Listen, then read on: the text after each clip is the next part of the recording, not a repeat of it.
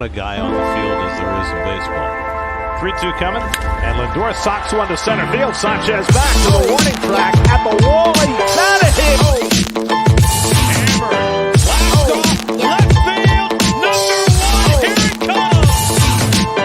Julio Rodriguez with a max of a 3-run bomb, and the 21-year-old made your first one.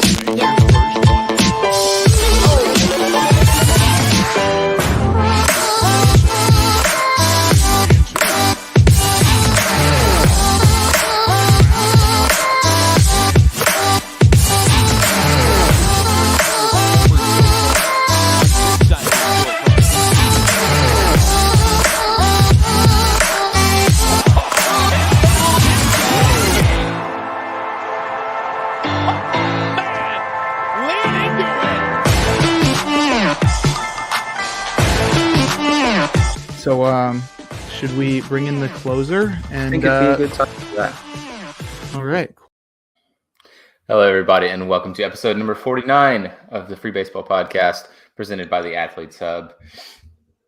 As always, I'm Davis Bird, and I'm joined by the lovely Jake Crumpler. We're one off from 50, Jake. We're one off 50. And I think we can do it. I know. And by the next time that we have our podcast, baseball will be back. Spring training games start on Friday. And then we'll have episode number 50 next week to talk about the start of spring training.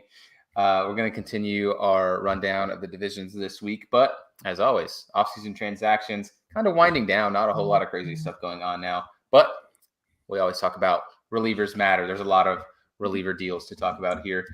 First and foremost, talk about the Philadelphia Phillies extending probably closer in waiting, Sir Anthony Dominguez, 2-year extension, $6.75 million reduce. Got an $8 million club option in 2024, which includes a $500,000 buyout, and it buys out 1 year of his free agency. Dominguez has been really, really good in their bullpen, which honestly, we talk about their bullpen being a graveyard. Dominguez has been one of the ones that kind of consistently bucks that trend. So I think this is a pretty good extension for the Phillies. What are you thinking here? Definitely a good extension. Dominguez came back very strong from, I think it was Tommy John surgery that forced him to miss most of 2021 and all of 2020 and also half of 2019. So it was a long recovery process, but he came back in full with all his velocity and everything, which is the big concern. So he's definitely still got everything intact, which is awesome. But that bullpen is really loaded now. And to lock Sir Anthony in, I think has a couple ramifications. Not only does it keep Sir Anthony possibly around for an extra year with that option, but also I think it's possible that he is locked into the closer role because of that extension. Not only does it show that the franchise has faith in him as a player overall in the long term, but also it locks in his arbitration money, which won't rise if he does get saves, which is usually the concern for front offices when they're having young relievers get saves. But he does have a lot of competition, including Jose Alvarado, who we're about to talk about, but also legend Craig Kimbrell and trade acquisition Gregory Soto. So there's definitely lots of competition, lots of guys who have closed in the past few years. But Sir Anthony's definitely the most accomplished. Actually, that's the wrong word to say. I think he's the best reliever at the moment. Kimbrell's clearly the most accomplished, but I think it's a great extension. I was a big fan of Sir Anthony last year. I actually had him as like a dark horse closer candidate for the Phillies in the preseason last year when really nobody was talking about him, and he ended up leading the team in saves. I think probably not. It was they had like 3 closers last year with He only had 9 saves. 9. Yeah, they also had Knebel last year and David Robertson, so I can't remember who led the team with saves, but he was really good last year. Yeah, Dominguez, of course, he signed the extension. He said he wanted to be with the Phillies basically the rest of his career, but a bunch of that, guys always say that. He said he didn't really care who closes.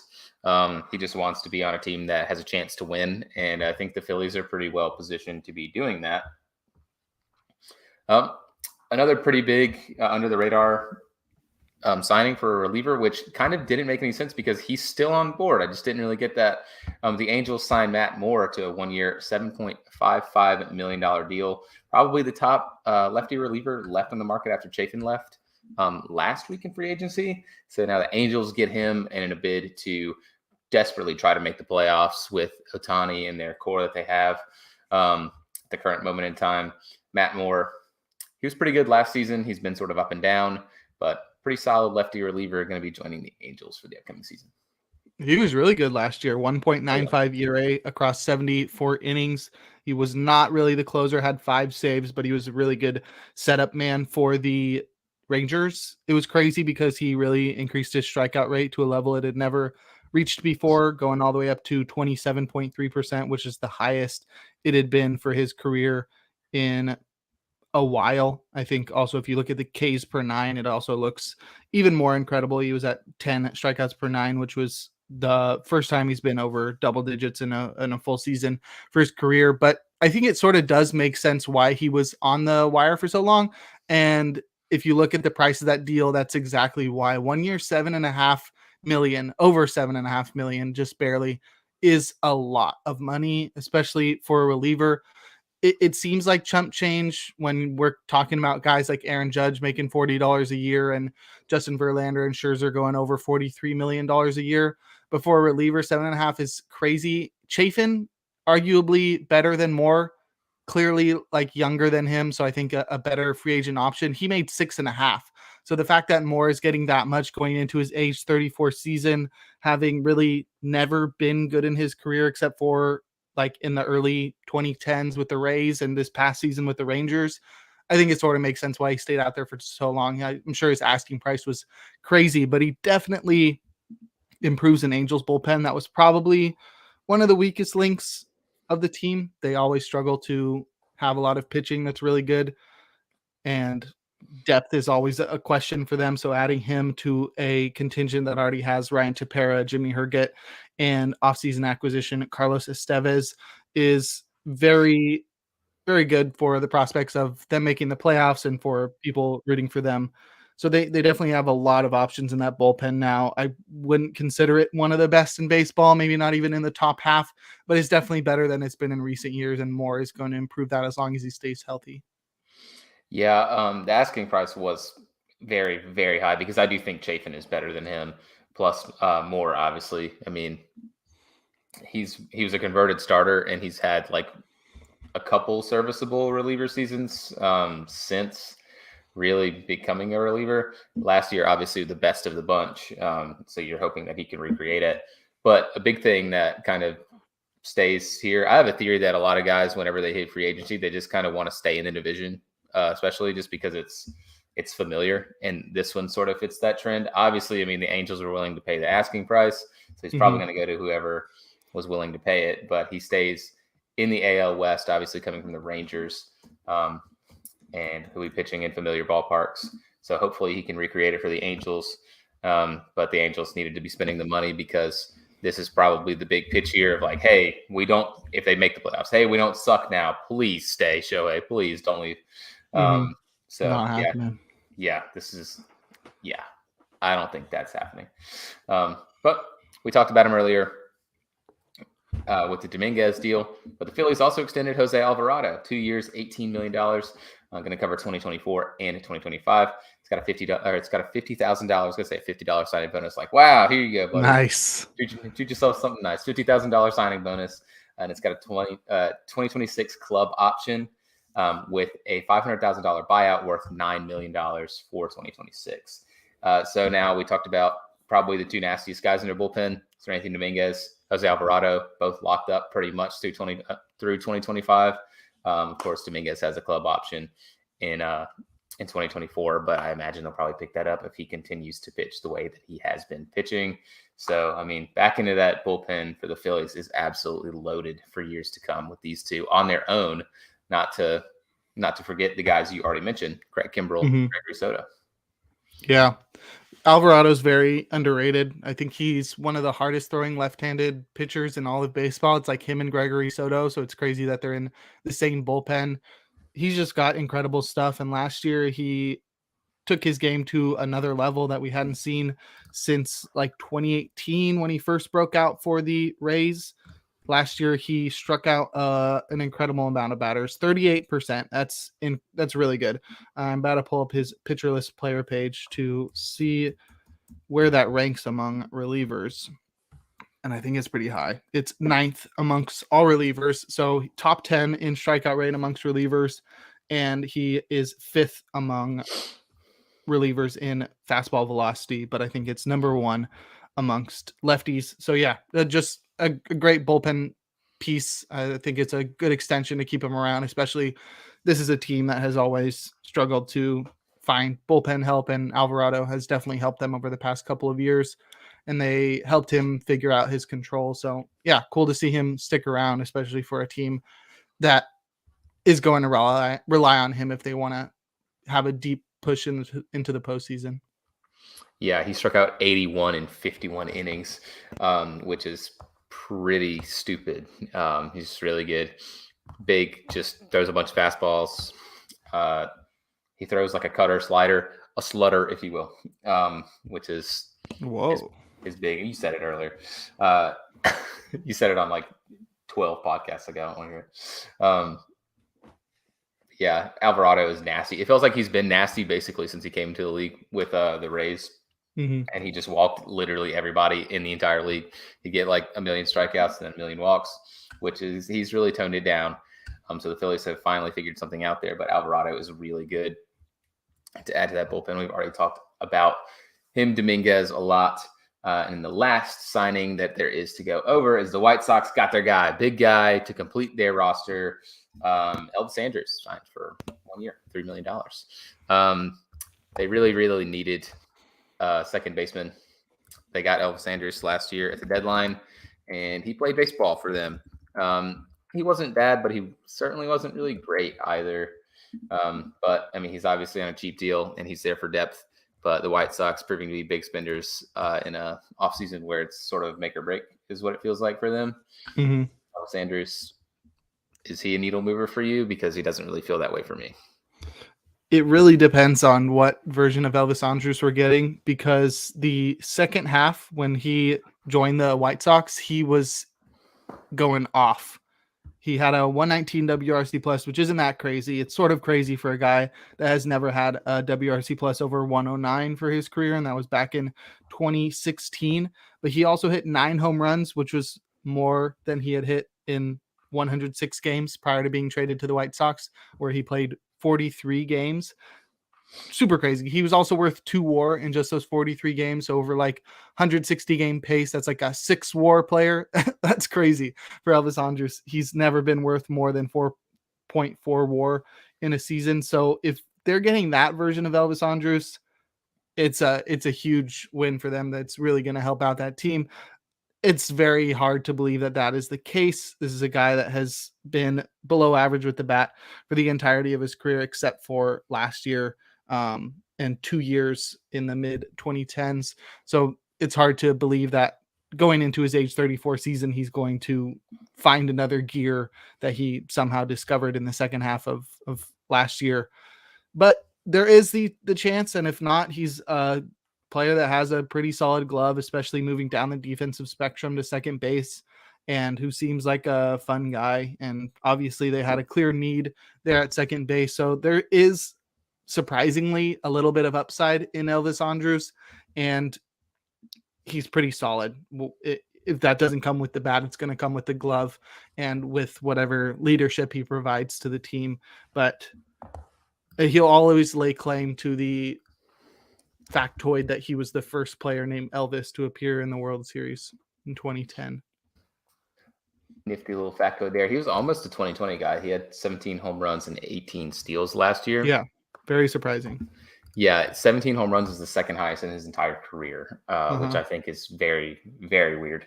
This is during the dead ball too, so it's like that's like a 2019 thing. But yeah, he only hit 12 that year. I know. Yeah, he hit 20 in 2017, which is really crazy. But Elvis Andrus, I mean, I think a big question here is like I think he's a much better defender at short than Tim Anderson. Do you actually do they potentially switch those two around and have Tim play second? I think they should, but I don't think they will. No. Tim Anderson is I was gonna say swears, but he's terrible. He's a terrible defender at short. He's just not good, and he's never really been good. Yeah, He's going to get injured at some point, so Andrews will see his fair share at short. yeah. I'm not a big Tim Anderson guy personally, so I don't know. I think he's a bad defender. I think they'd be better served to play him at short and move Tim to second base. Not going to happen, but we'll see. Elvis Don't let Andres, Ray hear you. he's a bad defender, and I don't really think he's much of a needle mover offensively either. He's not a build around bat, in my opinion. I'm really low on Tim Anderson overall as a baseball player. He's obviously a cool baseball player. You know, bat throws, whatever, cool celebrations, fun personality guy. I'm not crazy. I'm not very bullish about the White Sox offense this year. But moving on, we'll get to the crux of our show that we had planned. Last week, we did the AL East offseason interview. You should go back and check that out, episode number 48. This week, we're going to go to the NL East. We had to scramble to find our hats that matched the NL East teams before the show.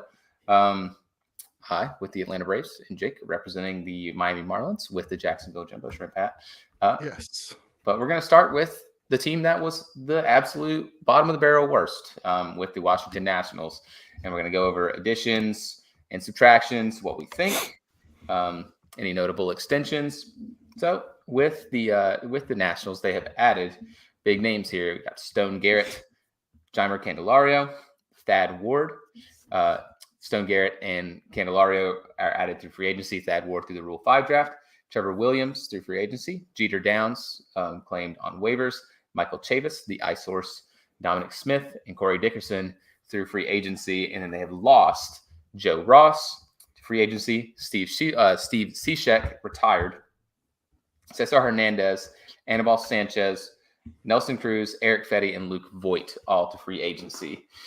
So I think you can go ahead and pencil them in to be the worst in the division again. Are you also in the same boat? Yeah, I don't think there was anything they could do this offseason to change that. No, I'm not. I think the subtractions, they didn't really lose anybody that they really cared about. Eric Fetty ended up getting a lot of burn, like out of the bullpen, and weirdly, like in the rotation, he'd get like some weird spot starts, and he was almost always terrible in them. Nelson Cruz was pretty bad. Anibal Sanchez is 4,000 years old. Cesar Hernandez, I don't think he hit a home run last year. No, he finally did. Oh, did he? He had like one or two, maybe. Joe Ross felt like he played for the Nationals for my entire lifetime. And then Luke Voigt, I think, was a relatively big loss. But I think addition-wise, they ended up getting a lot of guys with upside. That I think I would be, Nationals fans, you have to temper your expectations. This is a baseball team that probably at most wins 70 games. So getting some guys like Dominic Smith and Michael Chavis, Jeter Downs, and then I'm also pretty big on Trevor Williams. I think they got a few guys that can help their baseball team or will be worth a lot if they either, live up to some of the potential that they've had previously or just perform well. Like Trevor Williams, I think if he does well, because he's on a 2-year deal, he's a pretty decent trade chip if he starts out pretty solid. Definitely. So what tier would you put them in? Are we doing the tier list like grade off season like last time? Yeah. I think their off season was relatively solid. I think I would probably go with a B. I don't think there's anything to really hate about it. You get guys like Dominic Smith and Jeter Downs, who obviously have some amount of potential. Jeter Downs was one of the big centerpieces of the Mookie Betts trade. Obviously just hasn't put it together. Dominic Smith, highly rated prospect for the Mets that just never really panned out, couldn't really get consistent playing time. And then when he did get some playing time, he sort of struggled. Michael Chavis is a decent player. Corey Dickerson's a decent player. Candelario has shown some promise. I don't know enough about Stone Garrett or Thad Ward to really want to say anything, but I think they had a pretty decent offseason in terms of additions, and I don't think they really lost anybody outside of Voigt that I would be upset about. Yeah, this is a B, and I feel like the ceiling that they had was a B. I don't really think they could have done enough to get into the A or S tier. It would have to be something crazy, like doing a massive trade for a bunch of prospects, but they have already traded away all their talent. There's nothing else that they can really get rid of to bring in a big prospect haul, but I think they did a good job of getting buy low guys. There were a lot of those this offseason. also like Bellinger, like guys like that. So I think Dom Smith and Candelario sort of fit into that tier of guys that have a lot of potential, have shown the ability to have success in the past, but have sort of fallen on hard times last year or in the past couple of years. And so this gives them the opportunity to get back on track. And this is perfect for the Nationals to get guys like that. Thad Ward was the number 1 pick in the Rule 5 draft. So I think that automatically gives him a little bit of hype because, you know, they had the pick of the litter and they went with Ward. I haven't looked at him too deep. His full name is Thaddeus. That's sort of sick. Sweet name. He's 26 years old. He's a pitcher that spent most of last season in Double-A for Boston. But his most of last season in Boston was throwing 33 innings. Looks decent. I mean, I don't really know what else you can really ask for. He'll probably start out in pen, and then I think he had Tommy John surgery, and that's why he's so old, because he missed the entirety of his age 23 season and pitched just 8 innings in his age 24 season. So he's probably been coming back from that. So the Nationals probably feel confident that he has all of his stuff intact. But nonetheless, this is more of like an overview rather than breaking down each player. And I think getting Jeter Downs was also pretty good. So I'm on the same page with you. I think this is a B tier for the Nationals offseason. They did a good job of somehow not getting worse, but also giving them the ability to have some guys that have some potential that they could use in the next wave of talent, and also a couple guys that maybe they could trade at the deadline. Yeah, so we'll move on to the hat you're representing, Jacksonville Jumbo Shrimp, which is one of the funnest minor league baseball team names to say. The Miami Marlins, their big additions in the offseason were trading for Xavier Edwards and JT Chargois. You won't understand this next one. They signed Chichi Gonzalez, but there's an old golfer joke that was they had a player named Chichi Rodriguez, and one of the announcers called him Chai Chai Rodriguez. So they got Chai Chai Gonzalez. They got Garrett Hampson, both of those through free agency. Gene Segura and Johnny Cueto also through free agency. Jacob Amaya and Luis Arias through trade, along with Matt Barnes and AJ Puck through trade. Their subtractions, they lost Brian Anderson to free agency, and then the rest of the guys they lost were all through trades. So they lost Eliezer Hernandez, Miguel Rojas, Pablo Lopez, Richard Blyer, and JJ Bleday, all through trades. No notable extensions to talk about. This is a weird little offseason to want to grade. I think they have some good and some head scratchers. I still don't really understand the Arias trade, so that one's kind of a negative, but I really do like Edwards and Chargois. I think this one's probably in between a C and a B, because I would have expected the Marlins to try to really take the next step towards being good, because their division is really, really good at the top. It's just very strong. Obviously with the Mets, the Phillies now, and the Braves, it's just really tough to say. I think I'm leaning towards the C because there's some good in there, but I don't think they did enough nearly at all. What are your thoughts here on the Marlins? I think I'm once again agreeing with you. I don't think they were bad enough that it was an F tier, but they didn't really do enough good to pull them out of an average C tier. Earlier in the offseason, it really seemed like this was going to be an F tier offseason because they literally did nothing. It was like Xavier Edwards was their biggest addition, and he's never even played in the majors. So it's hard to consider that a big boon for the major league team. But they started to turn things around with the Segura and Cueto signings, a couple of veterans to bring in. Obviously, not tide turners there. They're not going to turn them from a middling team to a playoff-bound team. And I think the additions that they made after that also don't do that. The trades that they made were, I think, 50-50 and good and bad. Trading Rojas for Amaya, I think, was very solid, but trading Pablo Lopez and prospects for Arias is sort of head scratching, and Matt Barnes and Puck definitely help out a bullpen. That was one of the weakest parts of the team, but I really don't think they did enough to improve their team. I think it's clear that they feel they're a couple of years away from competing, not only because this division is super tough with 3 of the best teams in baseball ahead of them in the division, but also because they've had a lot of high picks in recent drafts and they're still waiting on some of these guys to come up, like Yuri Perez and Jacob Berry and Jake Eater. They have a lot of pitchers, obviously, but I wish they had done more. This is a team that could be really exciting. They have a lot of pitching and they clearly needed offense, and the additions that they made were Gene Segura and Luis Arias. I don't think that's enough. That's they're sort of making moves that you make for a team that's just a couple moves away from reaching contention, getting an innings eater and a couple high contact guys and some depth in the bullpen. And that's not the stage of that's not the stage they're in right now, but they didn't lose too many guys that I'm super concerned about. Pablo Lopez has been on the trade block for a while, and everybody else that left is not super concerning. So that's why I'm not putting them in F tier, because they sort of didn't do enough, but they didn't lose a lot either. So it's I think it's a clear C, not exciting at all. Yeah. See, like I like that they improved their offense, but it felt like they improved their offense in the way that they probably didn't need to. They added, like, almost all the guys that they added are like they hit for contact and they can steal some bags. Xavier Edwards, Garrett Hampson, and then to a lesser extent, like Gene Segura, he hits for pretty good average, and then Luis Arias hits for really good average. They don't have any power in their lineup outside of like Soler, Jorge Soler, Jazz Chisholm, yeah.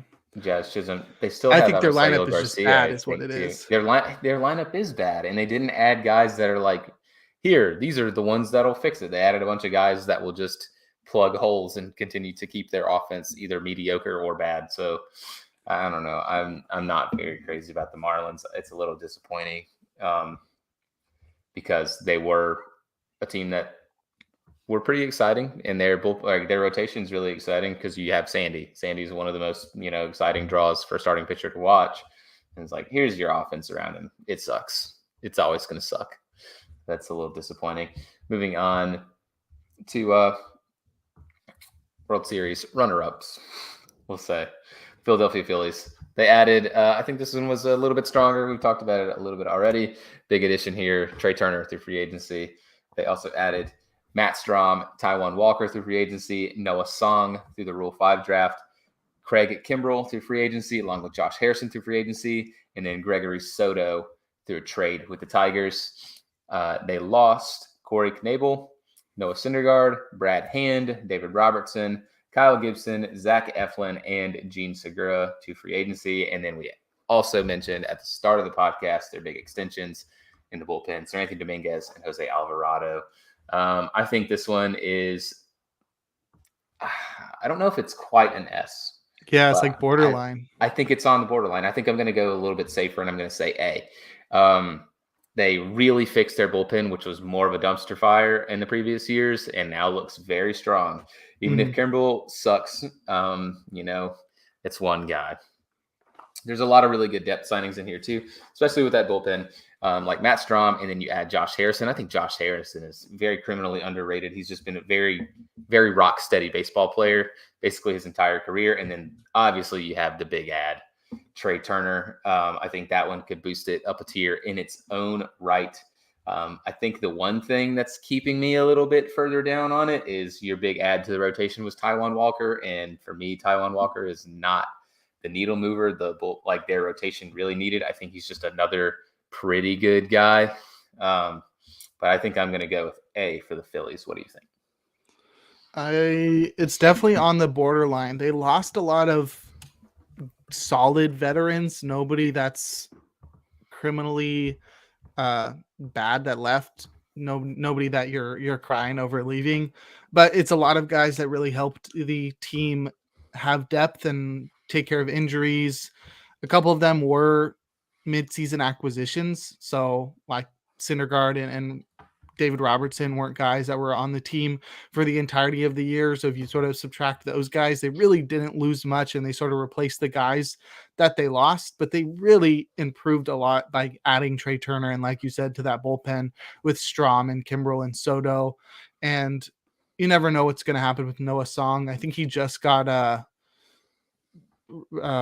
what's released by the Navy. I don't know what the word is that they use. But he's been in the Navy, and he was a really high draft pick. What do they call that? He's transferred to selective reserves. Yeah, there was I forget what the word was, but nonetheless, he's got a lot of potential. He might not even make the team because I don't even know if he's been pitching while overseas or wherever he was in the Navy.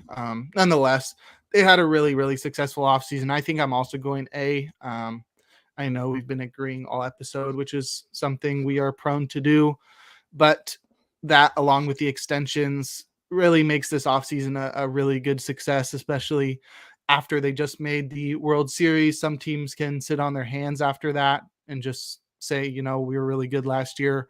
We're going to be really good again. But the Phillies saw fit that they needed to continue to improve the roster if they wanted to get over the hump and maybe win the World Series next year. But they also have to deal with having Bryce Harper out for the first half and all these other veterans leaving. But none of the guys that left, I'm super concerned about. I think Gene Segura might be the best one, but they're all sort of in the same tier of like veteran in their early to mid 30s that used to be really good and now are pretty solid. Guys that are just around all the time, but they really added some big talent. I think that Trey Turner deal just swings a lot of positives in their favor, which is really cool to see him on a team that's going to be really star-studded. So how are you feeling about the Phillies next year? Do you think they finish third place again, or do you think they can somehow compete even better with the Braves and Mets?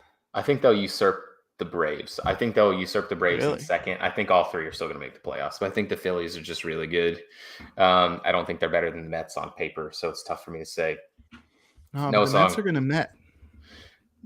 Well, that's the playoffs. They'll Mets in the playoffs. That's the new Mets thing. They Mets last year and they got second place. Yeah, and then they're going to save it because they're going to get marginally better and they're going to make the playoffs and they're going to get completely destroyed in like the first round of the playoffs. And that's what I imagine.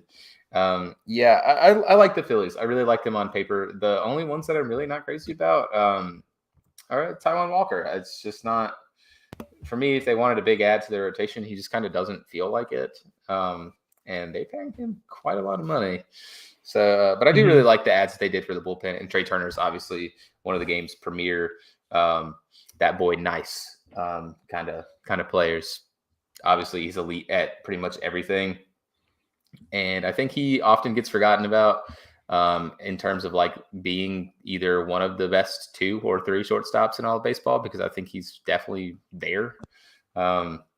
He's just really good. So yeah, I like the Phillies. I'm pretty bullish on them. I think they're a little bit better than the Braves on paper, which we'll talk about them in a minute. But we talked about the Metsing. We'll go to the second place team because we've been going from bottom to top. The Mets, big additions this offseason have been re-signing Edwin Diaz, free agency. The trade for Elieser Hernandez. They signed Justin Verlander in free agency along with Jose Quintana. Traded for Brooks Raley. And then a bunch of guys they added in free agency to shore up the rest of their team. Brandon Nimmo, David Robertson, Kodai Senga, Omar Narvaez, Adam Ottavino, re-signed, Danny Mendick, and then Tommy Pham also added all through free agency. And then here's the laundry list of players that they lost. They lost Seth Lugo, Trevor Williams, Tyler Naquin, Joely Rodriguez, Trevor May, take a breath, Jacob deGrom, Taijuan Walker, Chris Bassett, Michael Givens, Dominic Smith, all through free agency. And then they traded away James McCann and his miserable contract. They also extended Tomas Nido and Jeff McNeil. So lots of work to be that has been done, not to be done, by Steve Cohen and company out with the Mets.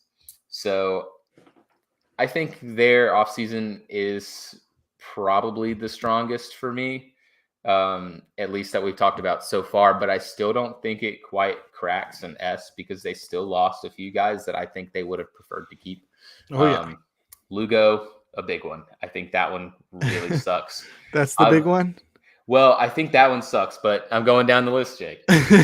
Lugo sucks. I don't think they really care about like Trevor Williams, Nate Quinn, Joely Rodriguez. Obviously, they lost Jacob deGrom. I think that's the one that you're going to talk about. DeGrom is the big one, the one that got away, if you will. Taijuan Walker and Chris Bassett were both pretty big parts of their rotation as well. But I think they'll be happy considering the circumstances, even after losing Jacob deGrom. But I think this leads me to still say that this is an A. I don't think it's quite in S territory. Obviously, you're getting guys like, Edwin Diaz. Getting him back was a big one. Justin Verlander, the big replacement for deGrom, and you're going to have to bank on him being good. Quintana and Senga to add to that rotation.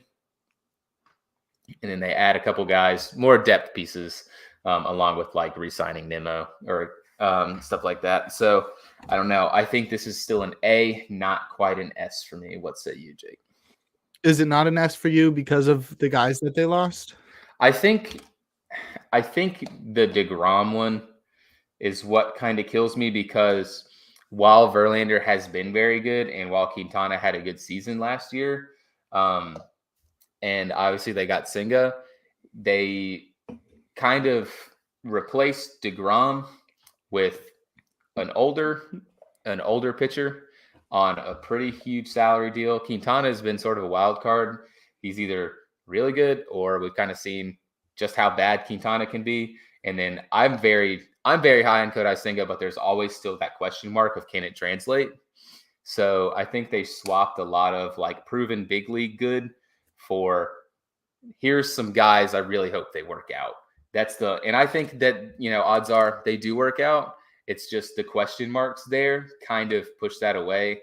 And then, I mean, it's tough to talk about having a good offseason when you lose deGrom, Walker, and Bassett, who I think I'm not crazy about Walker. I think he's fine, but I don't think he's great. But I really like Bassett. I really like deGrom. And they lost Lugo. I think Lugo's one they would have really liked to keep. That's the one I think kind of pissed them off. And they were like, oh, yeah, let's sign everybody. Mm-hmm. It's really hard to separate the amount of money that they spent and the narrative that has permeated throughout the offseason about the Mets just going crazy and Steve Cohen throwing his money around and throwing his weight around from the actual acquisitions and losses that they had. Because if you had asked somebody, middle of the offseason, who won the offseason, everyone's saying the Mets, because they spent so much money. They added so many guys. But when you look at it as a whole, it sort of brings it down a little. I think it was like clearly S tier at one point, and then once you realize that they were sort of just filling holes that were created by other guys leaving, you sort of start to bring it down a little. I think I'm still in the S tier, though it's a lot more borderline than I would have thought, a month ago or even 2 months ago. They did a really good job at keeping guys that they needed to keep. I think Edwin Diaz staying around, that's huge. I think this is sort of like, I'm not comparing Edwin Diaz to Aaron Judge, but Diaz is clearly the best closer in baseball, and he had an incredible season last year, sort of similar to how Judge is the best outfielder in baseball last year and had an incredible season. Keeping him around can be underrated because you were like, oh, he was on the team last year. How is it an addition? He wasn't on the team when the offseason started, and now he's back on the team. I think that's sort of underrated. And I think it is an upgrade from deGrom to Verlander, just considering Verlander's injury history, deGrom's injury history. Verlander had Tommy John surgery and he returned incredibly. He won the Cy Young Award. I think Verlander's a lot safer. I think he's going to be really good, maybe not as good as deGrom on a per inning basis, but he's a lot safer. And I don't think the money is a problem for them. And you didn't have to lock him in as long-term as you did with deGrom. And the rest of the guys that they made definitely fill out the team super well. I think Nimmo is sort of in that same situation as Diaz, where he was on the team last year. So you sort of forget how big of an addition that was. But there was a point in time where he wasn't on the team. They hadn't re-signed him and he was looking like one of the best free agents still available, and they brought him back. So I think those signings on top of, like you said, all the depth that they brought in, it's hard to tell if Quintana is going to be any good. It's hard to tell if David Robertson is going to be any good coming up on his age 40 season. And if Tommy Pham's going to be able to keep himself from slapping opposing players. But nonetheless, I think all of that, as well as signing Kodai Senga, who's ceiling is sort of through the roof because we don't really know how players are going to translate from Japan. He was really good in Japan. I think he's going to be not as good here, but I still think he could be really good. And he's sort of replacing Taiwan Walker or Chris Bassett. I guess you could say Quintana is replacing Taiwan Walker. But I think I'm still going S tier because they brought back so many guys that they needed to bring back. And a lot of the guys that they lost aren't super crazy. I'm not super worried about losing Seth Lugo or Joely Rodriguez. I think the bullpen's going to be completely fine. This is also a team that could just trade for somebody at the deadline if they need it. DeGrom's the clear guy that they're going to miss, but like I said, I think Verlander is an upgrade. And to extend Jeff McNeil, I mean, that's just the cherry on top of the whipped cream on top of the ice cream sundae. Yeah, I think those are really good points. Like I said again, though, I just think the question marks kind of push it a little bit further away from me. I do really love that they managed to keep their guys, and especially you talked about Nimmo and McNeil. Those are huge guys that are like, these are Mets fans' favorites, especially with Diaz. I think Diaz would have been the one that's like, if they lost DeGrom and then they lost Diaz, it's like, okay. And they lost the trumpets on top of it. Well, yeah, that's what I mean. It's like, here's the fanfare, because you lose, not only do you lose the best closer in baseball, you lose the trumpets. And that's kind of was like that almost felt like the rallying cry of like, okay, the Mets are really, really good.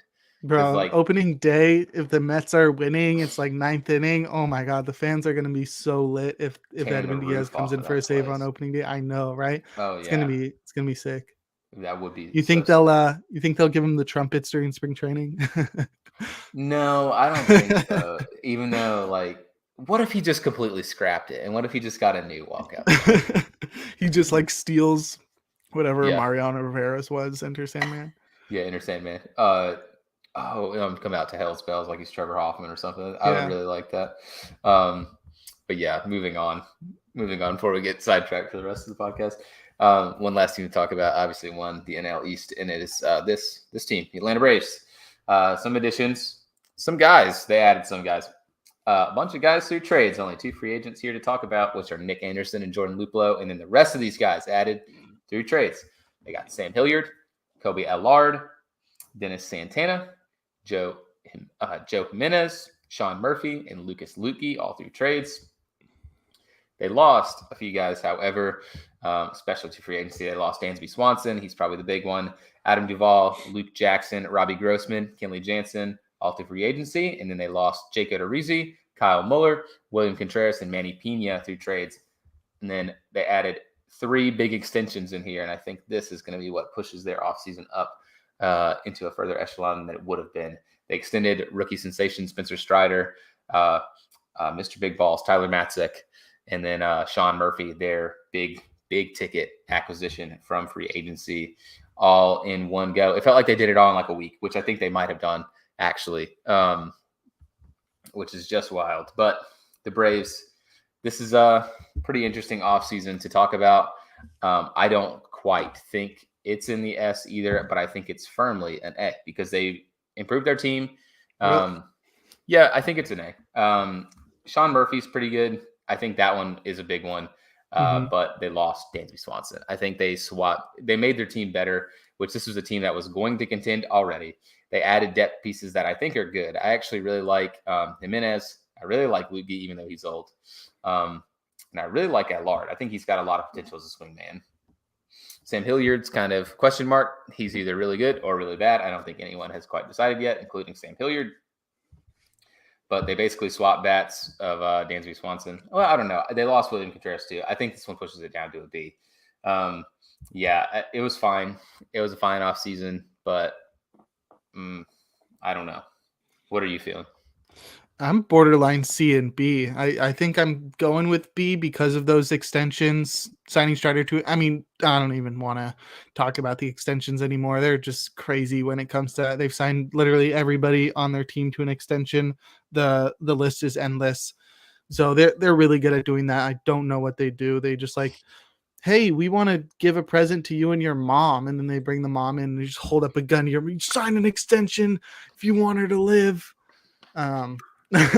Nonetheless, they probably, it's for the A's guys. I'm sure it's really easy for them to go from the shitty A's clubhouse to Atlanta where it's really nice there.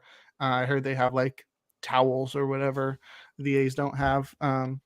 Nonetheless, they Running lost. water. Yeah, exactly. Bathrooms at work. They lost some big pieces. I think if you look at this team from the deadline up until now, last year's trade deadline until now, it looks a lot smarter because Kenley Jansen was replaced proactively with Raisel Iglesias at the deadline last year, and Dansby Swanson is replaced by what's his name, Vaughn Grissom, Yeah, Von who Grissom. they called up at some point last year too. So it's like they had sort of external and internal additions that were prior to the offseason that sort of replaced some of the guys that they lost. But if you're just looking at the offseason, that's what sort of brings me towards the borderline of B and C rather than the borderline of B and A. And I'm leaning B because of those extensions, like I said.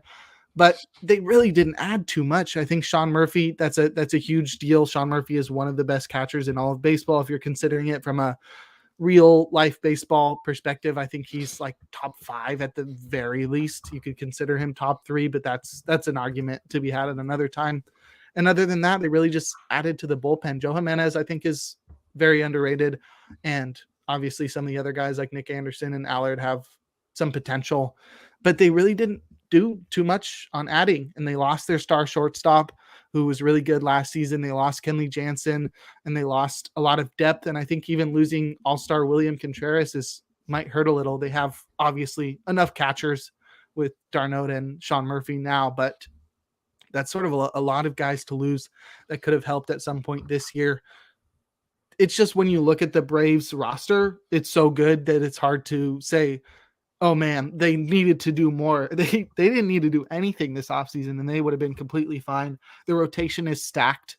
You know, Spencer Strider's like the number 4 starter behind Max Fried, Kyle Wright, and Charlie Morton. And then they have, you know, Ian Anderson. That bullpen is always overflowing with talent, and the lineup is super deep. Right now they've got the aforementioned Vaughn Grissom batting 9th, and that doesn't count out, you know, some of the guys that they have in the minor league. So this team is really good, and they didn't really need to add anything.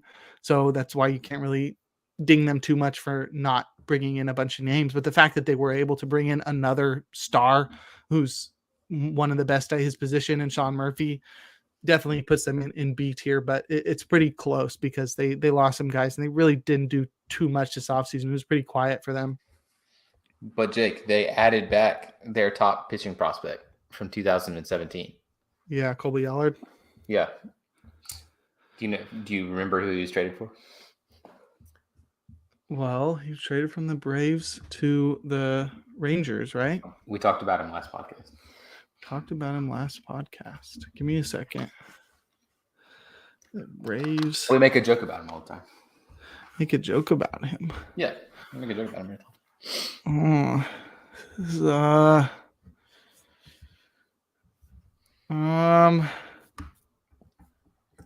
I can't remember. He got traded for the lead singer of Coldplay, Chris Martin. Oh, dang. That's a bad trade. Was it a good trade for anybody? No. Yeah, I don't know.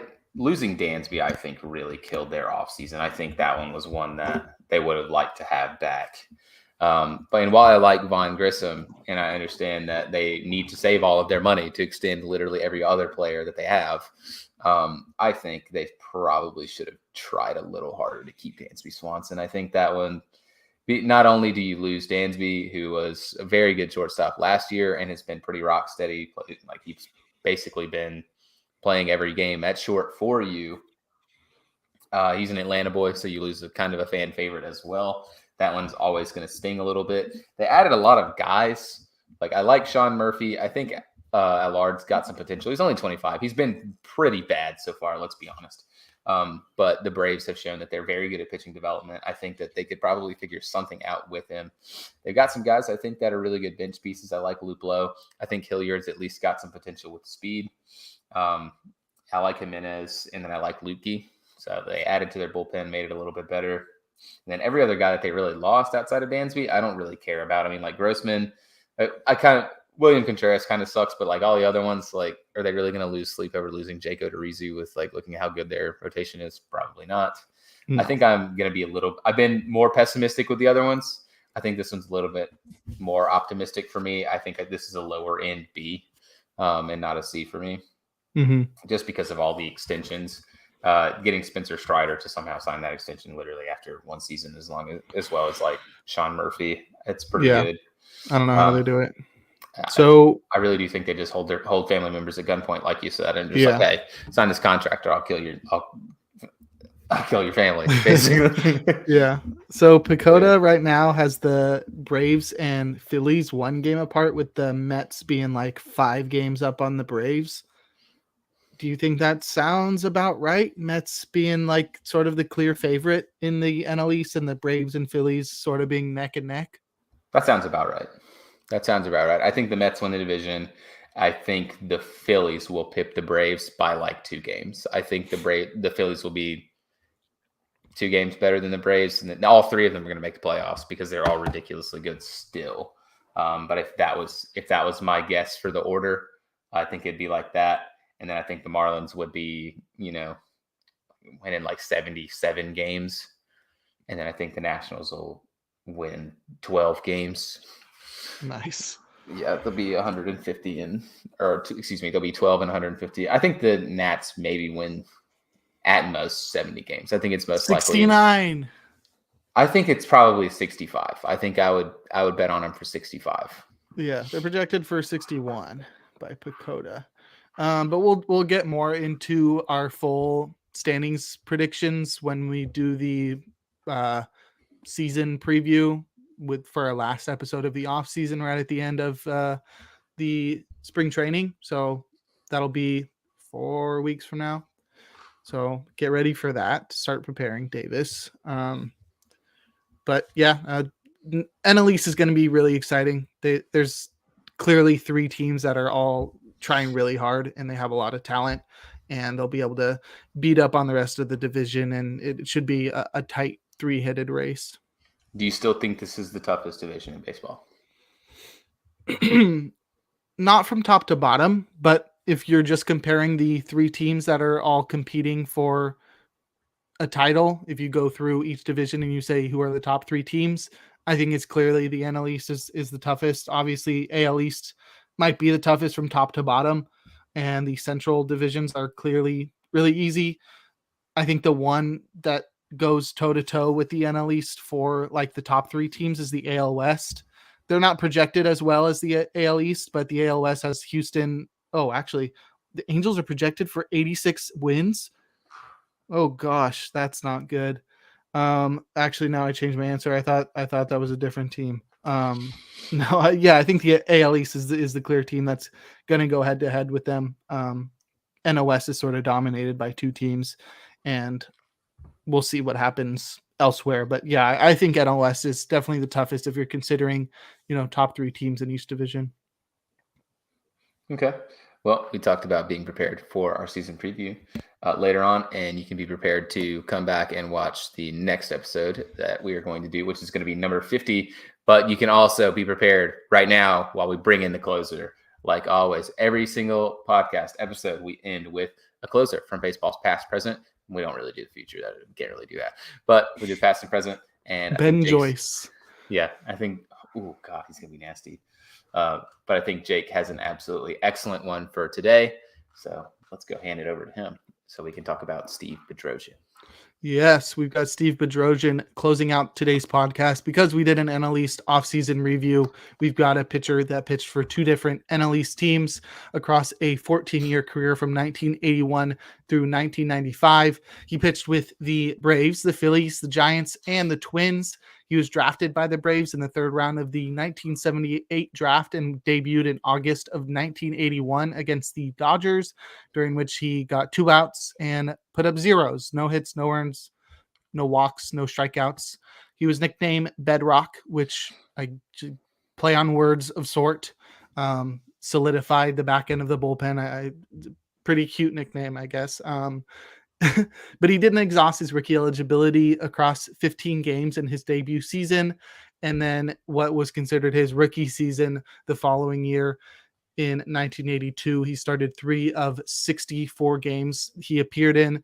So he tossed 137 and 2/3 innings with a 2.42 ERA, 123 strikeouts, and 11 saves, finishing 7th in NL Rookie of the Year award voting.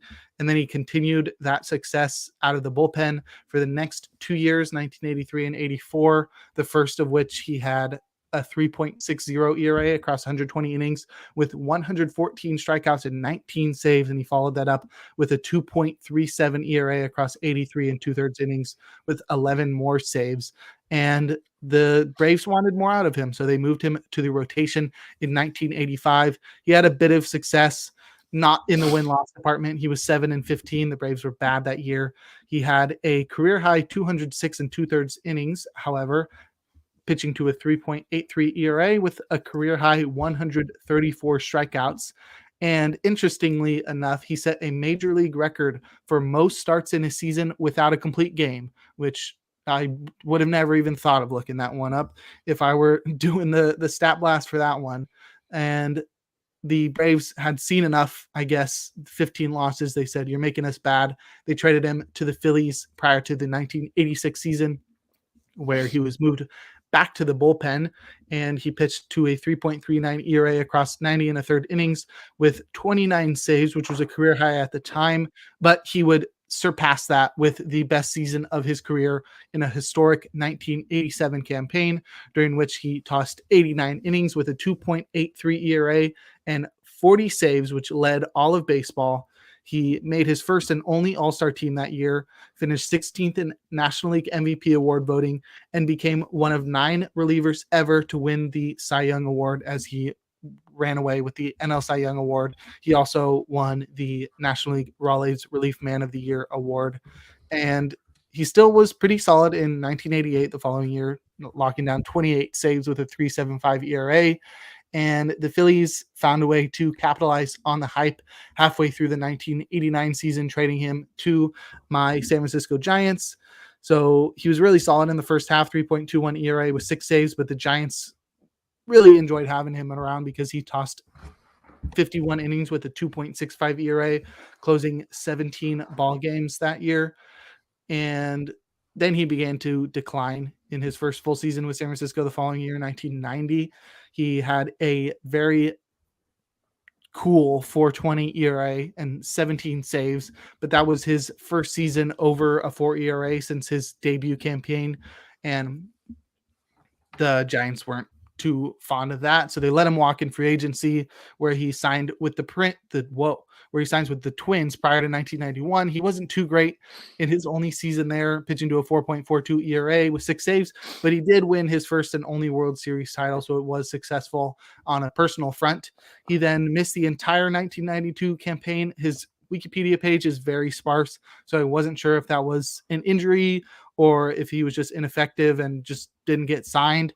But he re-signed with his first ball club, the Braves, prior to 1993, and he returned with amazing statistics, pitching to a career best 1.63 ERA and 0.97 WHIP across 49.2 innings, and then finished out his career through his age 37 season. He had one more good season before falling apart in 1995. So 1994, he had a 3.33 ERA, but then 1995, his ERA was up over 6, and he decided to call it a career after his age 37 season, a career in which he tossed 1,191 innings pitched with 14.5 Baseball Reference WAR and 921 strikeouts with a 3.38 ERA, a 1.30 WHIP, and 184 saves, which is tied for 63rd on the all-time saves leaderboard with Kent Tucolve.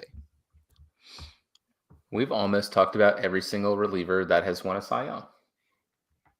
Have we? Yeah, we're getting close. How many have won? I'm testing your ball knowledge again, Jake. How Bro, many? I literally said it. Yeah. One of 9. Which ones have we talked about? You want me to name? Which Yeah, ones have which we ones have we talked about? Mm-hmm. Willie Hernandez. Yeah. Steve Bedrosian, so that's a free one. Okay, 2. Eric Gagne. Yep. I don't even think I can remember all of them. I know we haven't talked about Dennis Eckersley. Yeah, I know we haven't talked about Raleigh Fingers. Haven't talked about Raleigh. Jake, we talked about one like 2 pods ago. 2 pods ago. Yeah. Which with Isaiah and Devin. Oh, shoot. Yankees yeah, guy. no, I can't remember. Yankees guy? Yeah.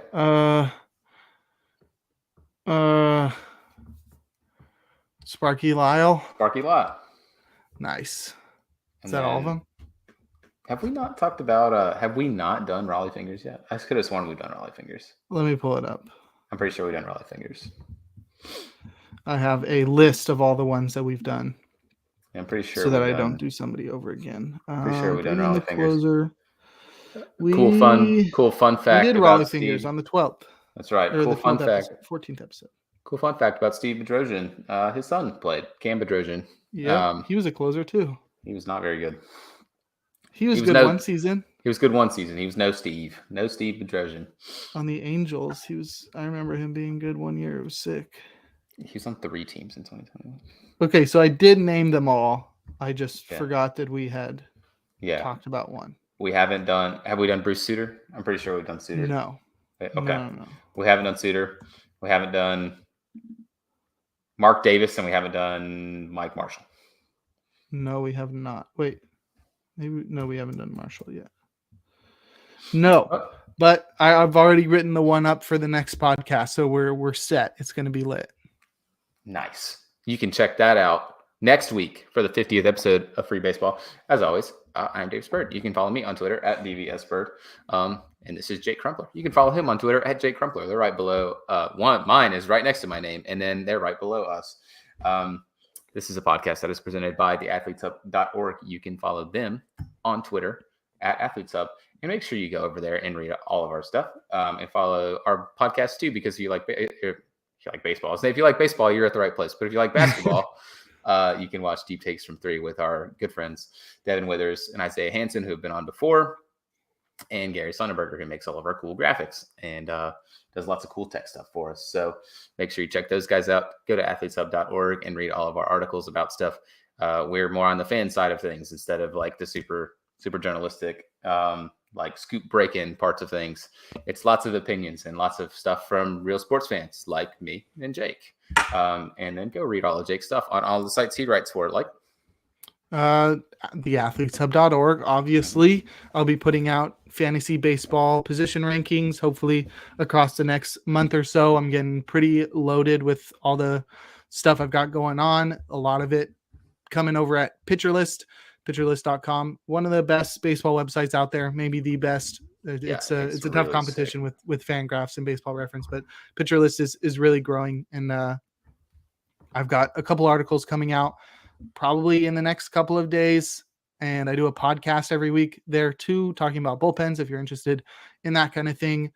And also I write for baseballhq.com, which is a paid service, but it's over there as well. So yeah, all of that stuff, and follow me on Twitter because I post about historical baseball players. I post about fantasy stuff. There's lots of good stuff on there. Basically every other day I try to put out a tweet about some baseball player. Yeah, if you follow me on Twitter, you'll just get to see me shit posting and retweeting a bunch of stuff. Yeah, that's my Twitter. But anyway, make sure you check back in with us next week for episode number 50. It's going to be a good one.